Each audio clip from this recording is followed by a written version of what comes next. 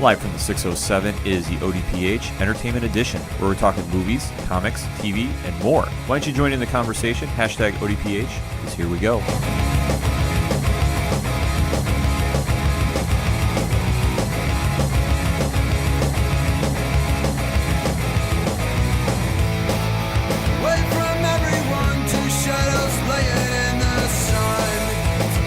And welcome back to another edition of the Ocho Duro Parlay Hour Entertainment Edition. I'm your host, Ken M., and sitting across from me this week is the intern himself, Padawan J.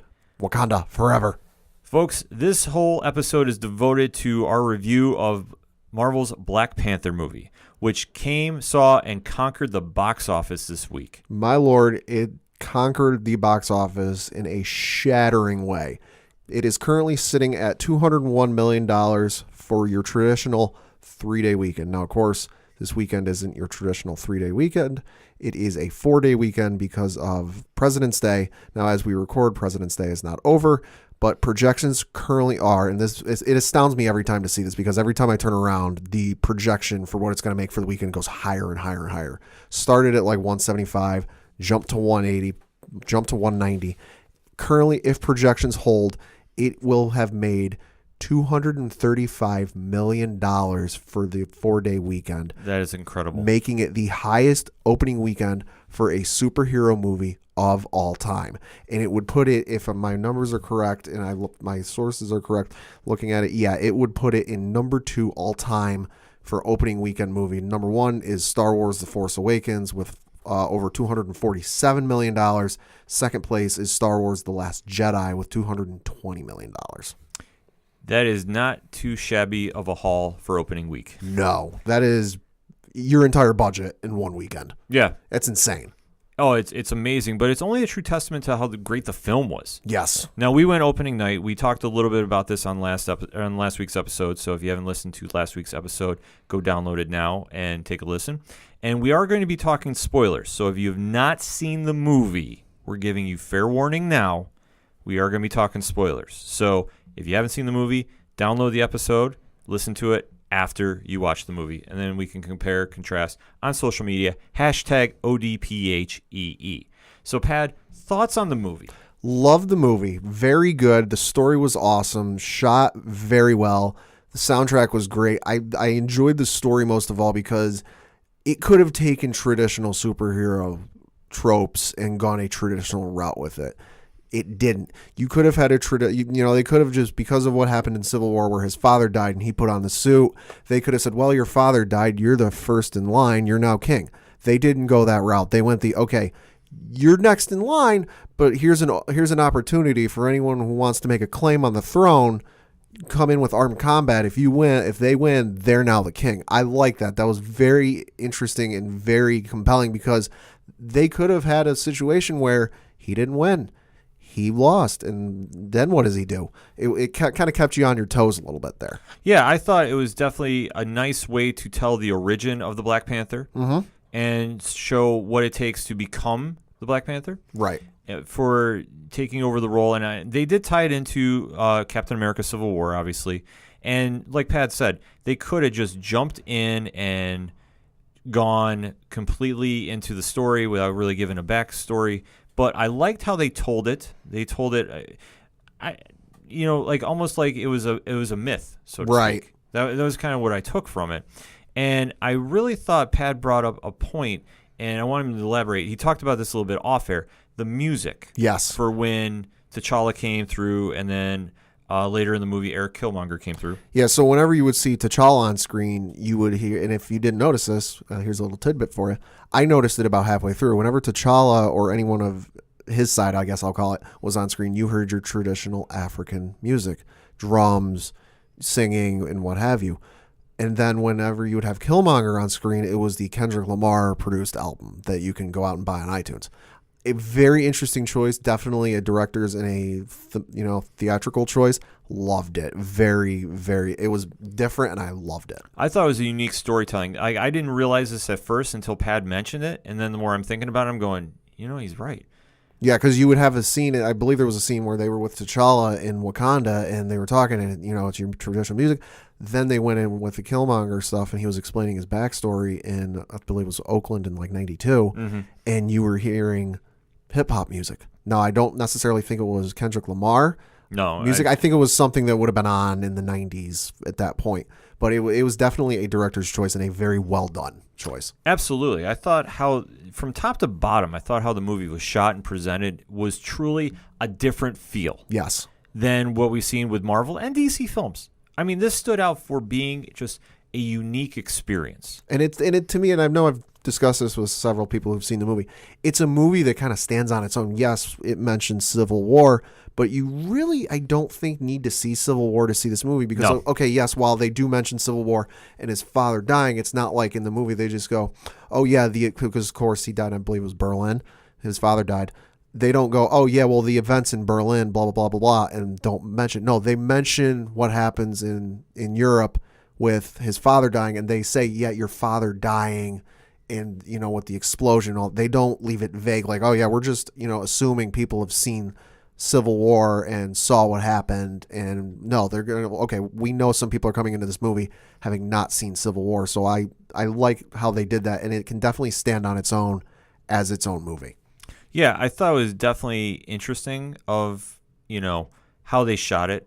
And I thought it was very telling of just how the introduction of the events of Civil War, they really didn't tie to. It just kind of really stood on its own. No, if memory serves, there was one scene fairly early on, I believe, where they were passing a storefront someplace, and there was they were passing a TV screen someplace, and there was footage from the airport scene. There was from the airport fight with, Ant-Man getting big and that was kind of like the only tie-in to Civil War. And then, of course, mentioning T'Challa's father dying. But like I said, that was kind of real, but they didn't just kind of leave it ambiguous and say, oh, yeah, the events of Civil War, and then that's it. No, they explained it. So if you know somebody who hasn't seen Civil War, but they're kind of they want to see this one, you can take them to see this one. They don't really need to have seen Civil War to see this one. No, definitely not. And they're definitely not going to have anything spoiled if they haven't seen Civil War. It's going to be something, moving forward, obviously, after the events of the movie, where they're going to go the direction of it. But I thought what they really did is establish is Wakanda is truly a technological, superpower. Yeah, you got that feeling very early on because they had the scene where T'Challa and his crew go in and rescue some African tribesmen who have been kidnapped, and I surmise are going to get sold into slavery. Where he comes in, they save him, and then they go, oh, and this kind of adds to the mystery of Wakanda and whatever. They save him, and then they look at the folks that they just saved, and they're like, you're not going to tell anybody this story. And everyone's just going, yeah, yep, not going to tell anyone. And then they go back to Wakanda, and they elaborate, they kind of hint at it in the opening because they kind of give you this almost like a Greek mythology type opening where it's like, oh, yeah, here's how Wakanda came to be. And they talk about the hidden shield, force field thing that's hiding Wakanda, and then you see it. And then the first thing I thought of when they flew into Wakanda was the Jetsons. I kind of got that vibe of it, where like flying cars, city, this, not fully, but I got kind of like a Jetsons vibe off of it. It was definitely a futuristic vibe, I guess would be a better way to put it. Yes. But it definitely showed of how far they were advanced. And insanely far. Yeah. And even when T'Challa's sister Shuri, who is a teen genius. Yeah. I'd put her on Stark's level, if not higher. I'd put her higher because it showed as she was developing, elements to the suit. Yeah. And just showing how far advanced they were. It was truly telling just how it was almost like a James Bond type feel. Yeah, it was almost like it's almost like she was Black Panther's Q. Yeah. That's what I originally took from it, and I thought it was a really kind of unique way to tell the story. I thought the humor that she brought to the film really added, because where I've had issues in the past with Marvel being too much, like in most recent films, trying to push too much humor, kind of have a Disney feel. This felt more organic to me. The what are those? Yeah. Oh my God, that was so out of left field. I was cracking up laughing. Yeah, I thought it was spot on, perfect writing for it. Now, the other thing I want to bring up, and jumping a little bit ahead with Marvel's story, I've seen a couple of things online today, people drawing, drawings and making artwork of the movie, for those who have seen it. interesting pairing people are putting together, not romantically, but just an interaction that could potentially happen with Infinity War. Shuri and Peter Parker. Just from an interaction standpoint of him, Peter Parker seeing what she can do, and she can go, oh my God, I need to pick your brain. Oh, that would be pretty amazing, especially because in the MCU universe, there aren't too many characters that are the age of Peter Parker at this time. Right, and they look roughly the same age, if not the same age. Yeah, and I think that'd be kind of a very cool interaction if that happens in Infinity War. We'll be talking about that a little later in the show. But I think for overall, the storytelling was great. I thought it was shot beautifully, and it really told to mainstream fans the story of the Black Panther, of how he came to power and why he is such an important member of the MCU. Yeah, and for me, I am not the biggest Black Panther fan. I really didn't know anything about the character heading into the movie.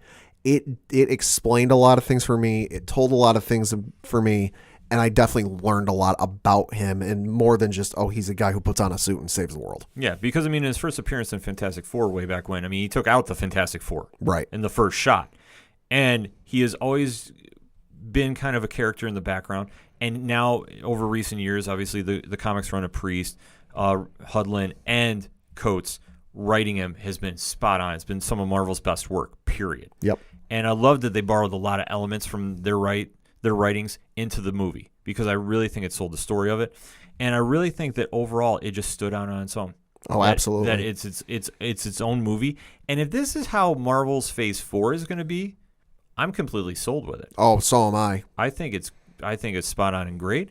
And if you haven't seen the movie, we definitely need you to go check it out. We're going to take a quick break. We're going to come back, talk a little bit more about Black Panther. You're listening to the ODPH Entertainment Edition.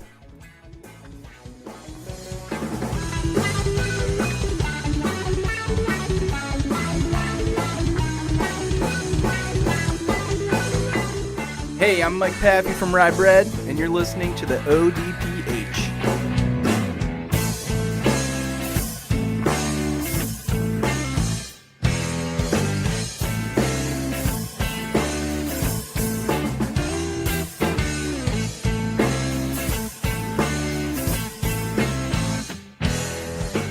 Coming back on this week's ODPH Entertainment Edition, talking Black Panther, and the movie, phenomenal. Chadwick Boseman knocked it out of the park. His portrayal of T'Challa, top shelf. Very much so. Yeah, I thought he told the story of how he was kind of thrown into the role of being king, and really showed that it was not exactly as easy as everybody thought it was going to be. No, it definitely wasn't the walk in the park that he might have thought it was going to be, or everyone thought it was going to be. And he definitely didn't get the traditional coronation he might have thought he was going to get with, oh, yeah, my father died of old age. And no, you're not getting that. Trial by combat to earn the title role. And once he earned it, the king had some definite challenges ahead of him. Absolutely. I thought the villains, or the antagonists, I guess is the better word for the movie, were great. Yeah. Michael B. Jordan as Eric Killmonger. My goodness. The best Marvel villain that they have ever done in the MCU. I said on last week's episode, I thought it was going to be up there. I heard the reviews that it was going to be like the closest you're going to see to a Heath Ledger Joker. In my opinion, yes. Because his character was multi-layered. The reasoning of why he was trying to take the kingdom of Wakanda as his made perfect sense. Yeah. And I really thought he demonstrated how he was the perfect antagonist to the role. Absolutely. Now, I have to sit on it and kind of just state it. If he's definitely in the top 3 for me, but I might have to see the movie a few more times and sit on it and let it think before I make that call. I will agree with you. One of their best villains they've had ever. And he absolutely was their version of Heath Ledger's Joker. When he came and challenged T'Challa to combat and then won, and then he makes the choice of, oh, we're not keeping this. We're going to send out our technology for uses I want. And there were a few people who kind of put up, oh, do we really? Oh, we don't really. No, you're doing it because I'm king. I said so. Yeah, he definitely commanded the role. I think from when he first appeared on screen in the museum. And I think just of how his demeanor was, you definitely knew he was a force to be reckoned with. And it was and I know we keep going back to Heath Ledger's Joker. It was a Joker-like moment where he kind of walks in and he's playing the intellectual. Oh yes, no, this is from this period and it's from this group of people. No, it's from that. And then he just goes, yeah, we're taking it. Yeah, And I think he just asserted himself in the role of the antagonist, and you understood his motives. I thought they did a very good job of portraying him as a sympathetic character because you understood why he was doing this. Right. It wasn't, like, I know this is going to be kind of a weird comparison, but when you're saying, like, with Thanos, who just wants to conquer the world and, for whatever he's doing. Yeah. Nah, he was doing this just to take back what he thought was rightfully his. I just thought of something in my head. It is almost like a Daenerys in Game of Thrones. So to speak. It's something that he feels rightly his that was taken away from him, and he is coming to take it by force. Yeah, and I thought it was very telling of how he was doing this by any means necessary because, as you see throughout the film, Andy Serkis is playing Ulysses Klaue, who is traditionally known as one of Black Panther's main villains. Right. And I thought when they were kind of working together and then Killmonger he took him out, which I was kind of shocked to see. That he was actually going to get killed off in the film. Yeah, that was a little bit surprising, but I mean, you know how comics are. Does anybody ever stay truly dead? No, and that's going to be the question coming to the sequel, if he actually does. But I think the fact that he took out everybody that was connected to the initial heist of the plan, then I thought it was like, wow, I mean, he has really proven that anybody is expendable as long as he's reaching his goal. Yeah, and the Marvel's showed thing I can give an example of. Marvel showed Agent Coulson getting stabbed on screen. The traditional movie trope of, unless you see him die on screen, they're not really dead. Well, Marvel doesn't hold that. If they die on screen, then they could bring him back. No, and I thought it was kind of telling too, because especially when later in the film you see that Killmonger gets killed, so to speak. Right. I was kind of very puzzled by that, and that's probably the only thing I really didn't like about the film. Is you have such a dynamic villain. Yet we're making him one and done. Why? I don't know how they would work this out. I don't think it's going to be a one and done. But to me, it was his story, his character's progression. He went from being this kid who grew up in Oakland, California, to all he knew, he's just this kid who from Oakland, California. There's nothing different from him than anything else. He's just playing basketball with his friends. To I'm from this hidden nation on Earth that nobody really knows anything about, and everything. And he in that scene, he was what, 9 or 10, something like that. He was very young, younger, I think. To being I'm all of a sudden different from everyone else, and my father was just killed in front of me, in front of my eyes, and I start digging into the past and finding out where I'm from. I want to get it back to. You see at the end where Black Panther, T'Challa had every right to just kill him and do the superhero walk away. But he took the higher road, and he crouched there with them as they watched the sunset. Yeah, I thought it was kind of a very unique and very different take than I thought it was going to be. Because usually, like I said, with Marvel supervillains, rather, if you want to call them, whoever the antagonist is usually doesn't make it out of the first movie or whatever movie they're in. Yeah. And I was kind of a little disappointed that was going to be the case. And I thought it showed, T'Challa was really into his own as the king of Wakanda, for how he handled that. Oh, yeah. Because obviously, fighting to get the mantle back as king and just the crazy fight scene that was involving that. Yeah, and it really does show T'Challa's character progression, because you think back to Civil War, his father died. Oh, I'm going to now run down a highway, interstate, what have you, in the middle of a city chasing after the guy who I think killed him, to, this guy caused me a lot of pain and suffering and issues. I'm going to, put that all past us, and I'm going to, at least sit here with this guy. Yeah, well, I thought it was something that he acknowledged his enemy and just really kind of saw the conflict for what it was. He understood what his motivations were, and kind of was like, you know what, I understand this now. And he was able to relate to him. Yeah, so in one degree, yeah. Yeah. I think so, because obviously it wasn't happening with Klaue. No, although I did enjoy Klaue. Klaue was great. Andy Serkis was definitely hamming it up. Probably the closest I could say it was like Wentworth Miller's Captain Cold. Yes. Because he was dropping one-liners left and right. And he was really, taking it over the top with the role, which is what you kind of need to do. Which, if memory serves, there was a scene where he was being held captive, and they were interrogating him, and Killmonger comes to rescue him, and they blow the wall off the building with breaches, like they're a SWAT team or something. And I think he just yells, what took you guys so long? Yeah. It was just, he was definitely enjoying the role. You could definitely tell he was just hamming it up, just being as evil as possible. Oh, yeah. And I really thought it was a good foil to Black Panther and his team. But I was very shocked to see when Killmonger did kill him. Yeah. Well, so to speak, because, you know, it is Marvel movies, so you never know who is actually gone or gone. This is true. Because a lot of things could change with Infinity War. But I thought the villains were great, or the antagonists. I know I keep saying villains, but I'm just so I'm traditional about that. Mm-hmm. And I really thought they did a nice job with the supporting cast, too. I thought they borrowed a lot of elements from Christopher Priest's run on Black Panther. Everett Ross, Martin Freeman. Yep. You know, he did a phenomenal job being the comic relief. And the writing was done very well because while it was titled, movie was titled Black Panther, he didn't dominate the screen. They certainly gave, you know, some screen time and lines to the supporting cast. Yeah, and I thought it was very nice to develop him, and you kind of see how he is looked as king, but also as a hero, also just all the elements that make the character who he is. Mm-hmm. I thought Chadwick Boseman did a phenomenal job with that. Absolutely. And I think that now going into the sequel, if they're going there, or at least into Infinity War, you now have him established as a major player. Yeah. Now, whether he is going to join the Avengers, which who knows? Yeah. Obviously, with Infinity War, there has been enough footage shown in the trailers that you know that the fight is coming to Wakanda. Yeah. And what is going to transpire with that, we don't know yet. A lot is up in the air. Mm-hmm.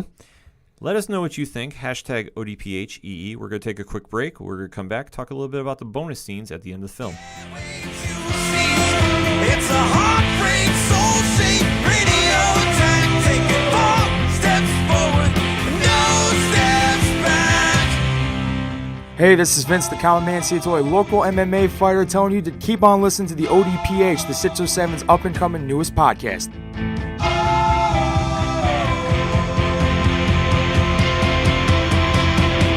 We knew right where we'd be, floating on the airwaves, you see. It's a heartbreak, soul-shaped radio attack. Taking 4 steps forward and no steps back. We knew right where we'd be. Coming back on this week's ODPH Entertainment Edition, talking Black Panther. We already talked about the movie main focus, which was the story, which was phenomenal, the villains, which were great, the cast, which did a stellar job. But it is a Marvel movie, and there's one thing Marvel movies are known for. Mm-hmm. What's that? Bonus scenes. Absolutely. So this one had a lot more hype to it, I would say. And for me, the bonus scenes really didn't drive a point home. I mean, they did and they didn't. The first bonus scene is when after King T'Challa takes his throne back in Wakanda, and he sees that with Killmonger's plan to ship his weapons out to various parts of the world, he realizes that Wakanda can no longer be in the shadows. Yeah, it's kind of at that point where the world knows about him. You can't exactly sit on your haunches and not really do anything when, you know, another, let's just say, Chitauri invasion in New York type situation happens. Yeah. So now they've been pretty much made public to the world of that they do have vibranium. They are a technological powerhouse. And it's kind of T'Challa saying, this is what we're going to do, and we're going to be becoming more involved. I think this will be kind of a premise for the sequel, because obviously with Killmonger not being there as of yet, and Claw being off the table, which villains or antagonists they're going to use, really kind of up in the air. Yeah, that's definitely the feel we get off of it. You know, of course, everything is up in the air with Infinity War. You don't know how that's going to shake out. You don't know who's going to make it out of there. So, you know, to be determined, as one would say. But the sequel, definitely very intrigued to see where they go with that. Yeah, because now especially that Wakanda has now made itself very public, you know that everybody from Tony Stark to Steve Rogers to all points in between are going to be, you know, keeping a very close eye on Wakanda and what they're doing. And with T'Challa taking a more open approach to addressing the MCU world, is going to open the door for a lot more stories. It was almost like a subdued version of Tony Stark at the end of Iron Man 1, where he has that press conference at the end of Iron Man 1 where he goes, initially he's going to deny that he's Iron Man, and then he just comes out and goes, yeah, I'm Iron Man. It was a more subdued version of that, I'd say. Yeah, and I was kind of surprised they went with that as a bonus scene. Now, I mean, I wasn't mad about it, but I was kind of like surprised because I figured with Infinity War coming in a couple of months, they were going to have something tying into that. See, I didn't think so. While I would have been happy to see it, in my front of my head, I didn't think we were going to see anything really tying into Infinity War that heavily, because they're going to be playing their cards very closely to the chest with that movie. And it would not surprise me that any more promotional material you see out of that movie, be it more trailers, ads, you're going to see the same scenes recycled over and over, because they're really not going to give you anything for that movie in terms of giving you hints at what it's going to be about. Yeah. And with that being said, though, I still thought they were going to do something. I mean, obviously, maybe I was going to say you'd see like the last Infinity Stone somewhere in Wakanda. I know a lot of people thought they were going to see that. That's what I was banking on. I thought so, but you know, I think it's there, because why else would you? You see the Infinity War trailer. Why else would you have that many people fighting in Wakanda of all places? If Thanos is going for the Infinity Gauntlet, which is like the most powerful thing in the universe, why is he going for Wakanda? Well, it would make logical sense if that is the case, which we think it is. So we're going to have to kind of wait and see about it. The second bonus scene at the very, very end of the film, we saw an old friend make his reemergence. Surprisingly so. I was a little surprised to see that. See, I wasn't, because I kind of figured with the trailer for Infinity War, and obviously how Civil War ended, where Bucky Barnes went to Wakanda, Right. that he was going to make his appearance at some point. Well, I know he's coming back. Let's not get that mixed up. I was surprised to see him at the end of Black Panther, because, I figured what might happen with Bucky is you would get to Infinity War, you'd have some sort of lead-in main battle, and then you would have Cap go to Wakanda and go, listen, is there any update on Bucky? Well, funny you should say that. Yeah, we all saw him emerge out of a tent or hut. I built tent hut-like structure. Yeah, a structure out of there. And he was missing his cybernetic arm. First thing I said. Yeah, and he was referred to as the White Wolf. Now, if you've read Black Panther comics, that it means is kind of a more secret group they're known as the Dogs of War in Wakanda. Mm-hmm. So it was kind of a nod to the books, so to speak, albeit the characters are very different than what Bucky would be. Mm-hmm. But I think that now with T'Challa and Shuri curing him of his programming, as it were, when he was the Winter Soldier, yeah, that I think now he's going to be kind of working as an undercover agent defending Wakanda. That would make sense. And I think that that's where they're going to go with him. And I think the White Wolf comment was kind of a nice nod to the books. Yeah, that would, if Bucky does end up becoming a protector or defender of Wakanda, that would make sense. Being they cured him of his programming, and it's kind of like, okay, that was a big issue for me, and I owe you one. Mm-hmm. And I think that his new arm will be vibranium. That's my guess. When it's attached. Because if they got like a lot of vibranium sitting around, he kind of needs something else to go along with his other arm. Vibranium would make sense. Well, he'll have it, but I think the fact that we saw him reemerge, and obviously it looks that he is apparently fixed. Yeah. From his issues. He did seem very serene. Yeah. So I think that with seeing him like that he's going to be ready to go when the big battle happens coming up in Infinity War, which is coming only a few months away. Oh, yeah. So we've talked about that. We talked about the bonus scenes. Overall, Black Panther knocked it out of the park. Absolutely. Highly recommended if you really want to see a great film, not necessarily just a superhero film, but a great film that is visually impressive and tells a great story with great acting. This is the movie you need to go see. We're going to take a quick break. We're going to come back, close out the show with saying what we think is going to happen now, post-Black Panther, heading into Avengers Infinity War. You're listening to the ODPH Entertainment Edition. It's a heartbreak, soul-shaped radio attack, taking 4 steps forward, no steps back. Hey, this is Vince the Common Man Ciatoy, local MMA fighter, telling you to keep on listening to the ODPH, the 607's up-and-coming newest podcast.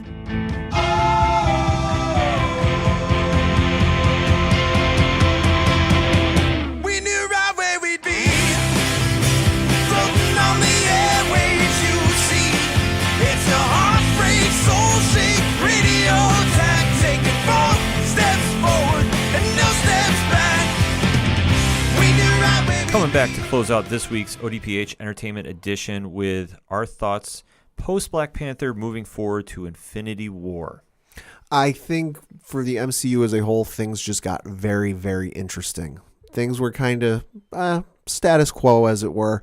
You've got your heroes running around. You got villains showing up. The heroes take care of the villains. And I think things just got very interesting for the world because you have a new country come into play that is now going away from sort of isolationism to we're going to help the world out. And that it sounds like, for the right cause and the right reasons, they will be willing to hand out some vibranium to those who need it. So I think in terms of, for that some of that vibranium might get into the wrong hands at some point. And that some villain's going to get a hold of some, and that's just going to up the ante and make things a little more difficult for your heroes. I'm almost wondering, and this is just my theory about it, is now that Wakanda has now made itself open to the public as being recognized for the technological advanced city that it is, I'm almost wondering if that's how Thanos picks up that the gem is in Wakanda, that the shield is down now, so to speak, and he somehow can sense that it's there. Because right now we have Tony Stark and Captain America. Steve Rogers are still at odds. Steve Rogers is on the run, as is most of his team. Thor, coming off Ragnarok, is with the rest of what's left of Asgard, but Thanos is right there to greet them. Yep. And we assume that Thor is going to meet up with the Guardians of the Galaxy since the Infinity War trailer. From what I understand, from what I've read, towards the beginning of the movie, Thanos is going to do his thing. He is going to show up on Thor's ship, and the Guardians of the Galaxy will be picking him up from the results of that. So with that being said, all the major players are starting to get aligned in for Infinity War. So now with that going into it, how does it play out? That's going to be the question. Yeah. I think you're going to see, like I said, Thanos now picks up that Wakanda has the last Infinity Stone, and that's what brings him to Earth for the major battle. That would make sense, and as I'm thinking about it, they've had the shield up for, however long they've had the shield up. As technologically advanced as the Earth's country's satellites are, that shield must have been cloaking it from being detected a la the Inhumans on the moon. If they do now have that shield down so that people know they're there, it would only make sense that if that shield was providing protection from scanning of any sort, that now that shield is down, you've now got Thanos is like, oh, that's where that thing is. Yeah. So now that I think that might be the catalyst to bring him to Earth. And I think that if you're setting up for such a big battle as we've seen in the trailer for Infinity War, if you haven't seen it, go check it out. But you're seeing the big fight scene that's going to happen there. Say it's almost like a Lord of the Rings style battle with like massive armies running at each other. Yeah. That I think that it's going to play now a big factor in. That I think now that the Black Panther has made his move into, assisting in the world, and I think Tony Stark is going to take notice. I'm not sure how Captain America is going to play in because obviously with Bucky Barnes being with him, to King T'Challa, where the loyalties are going to lie. Well, I think that when it comes time, we know they'll put loyalties aside because you remember the end of Civil War, Cap did send Cap did send Tony a cell phone saying, hey, listen, we may have our differences. Call me and I'll be there. Yeah. And I think obviously with an Omega level threat that Thanos is, every hero is going to be on call and coming into battle. Yeah, because I just get this feeling that Thanos is going to show up. Tony's not going to know quite exactly what he is. He's just going to know he's a threat. He's going to lead his team in there. They're going to get wrecked. He's going to pick up, he's going to pick up that phone and go, help. Yeah. Or my theory is, and I was going to save this for the Avengers preview show, but I'll drop it now. I think Tony gets killed off before he can make that call. I think that if you notice the fight scene in Wakanda, and correct me if I'm wrong, you don't see Iron Man running with Cap. This is true.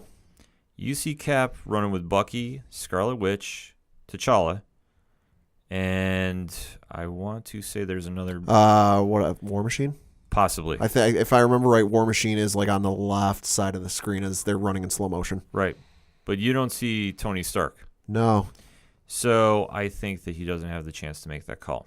See, I think I agree with you. I do think Tony is going to die in the film. I wasn't sure when. I don't think it'll be before he can call Cap. I think what's going to happen is he will call, he'll fight Thanos.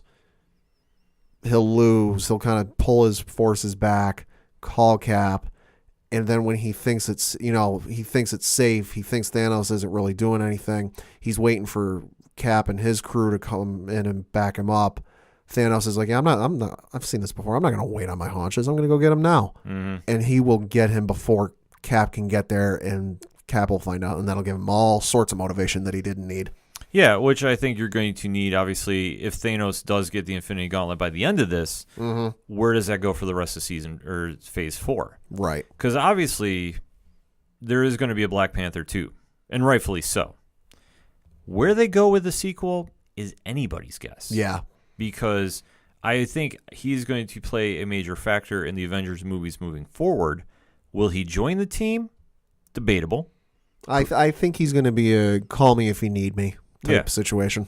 Well, typically like he is in the comics. It's like, because he is a king of a country. It's not like he can be hanging out in, Avengers facility in upstate New York. No, and that's why I don't think he would. But it's hard to say because you never know how the movie's going to shape out.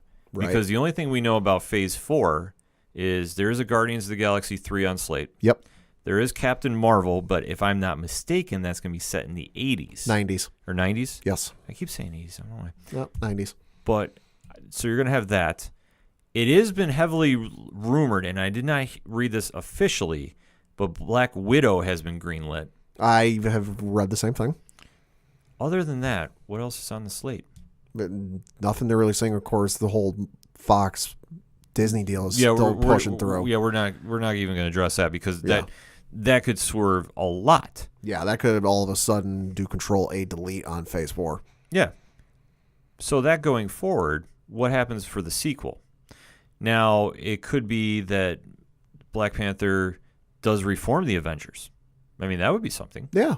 Because obviously, if you don't have Tony Stark, hypothetically saying you don't have Steve Rogers too. Well, and Thor is going to bow out because Chris Hemsworth has said he is no longer playing Thor unless it's a really good story after Avengers. And it could. I mean, they do have material to work with, but it's never. Who knows what could happen? But if you hypothetically take those three out of the equation, they're big hitters. Who else is next up the deck? Boy, I don't know. You'd have to say Black Panther. You'd have to say Hulk. Yep. You'd have to say Bucky. Bucky would take the mantle of Captain America like he does in the comics. Which was hinted in Winter Soldier. Mm-hmm. And that would make perfect sense. Yeah. But then you kind of have to see, okay, who else is on the team?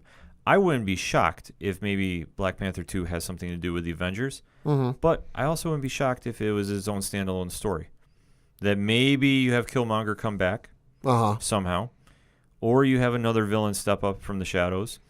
See, I think the sequel to Black Panther, they don't try and reinvent the wheel. I think it will be a Black Panther-centric film. You won't really have a lot of superhero tie-ins because if it ain't broke, why fix it? I agree. I fully agree. Folks, we can't stress enough. If you have not seen Black Panther, you need to go see it. If you have seen it, you should go see it again. Yes. It is by far one of Marvel's best, if not the best film they have done since they decided to establish the MCU. It is high quality storytelling from top to bottom. It is visually impressive. There's little stuff that you can find no matter how you watch it. The acting is great. If you want to see great antagonists, go for it. If you want to see a great hero rise and take his role as king, go see it. If you want to see a great supporting cast, go see it. What's my moral? Go see it. Go see it. Folks, that's all we have for this week on this edition of the ODPH Entertainment Edition. We'll see you next time.